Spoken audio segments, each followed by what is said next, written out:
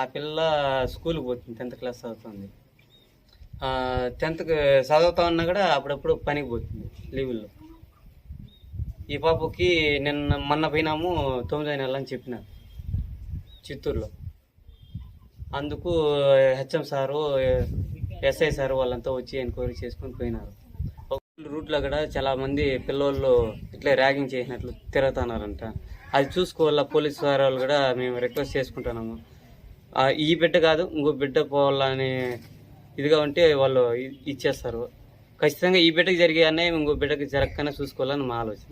ఈ బిడ్డ ఎట్లా పోయింది, ఇంకో బిడ్డ బాగుండాలని మేము కోరుకుంటాం.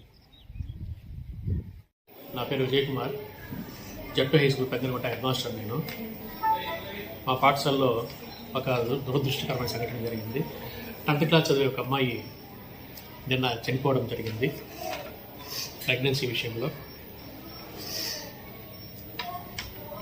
ఆ పాప పాఠశాలకు సగరంగా వచ్చేది లేదు, చాలా ఇర్రెగ్యులరు. ఒక నెలకు 5 రోజులు లేదా 6 రోజులు మాత్రమే వచ్చేది.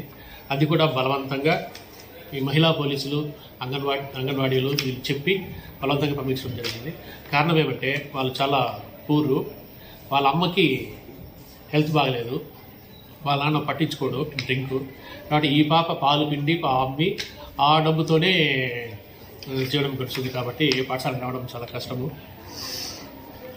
కానీ చివరికి ప్రెగ్నెంట్ అనే విషయం వాళ్ళ తల్లికి కానీ తండ్రికి కానీ కుటుంబ సభ్యులకు కానీ ఎవరికీ తెలియదు. నేనేటి వరకు మాకు కూడా తెలియదు. పలానా కారణం వల్ల చనిపోయిందనే విషయం మాకు తెలియదు. ఆ పాప ఆ విధంగా మేనేజ్ చేసింది. అది ఈ నాప్కిన్స్ అన్నీ కూడా మామూలు జనరల్ పిల్లలు ఉపయోగించుకున్నట్టే ఆ బాత్రూమ్ పోవడము, ఉపయోగించుకున్నట్టు నటించడము చేసింది ఆ పాప.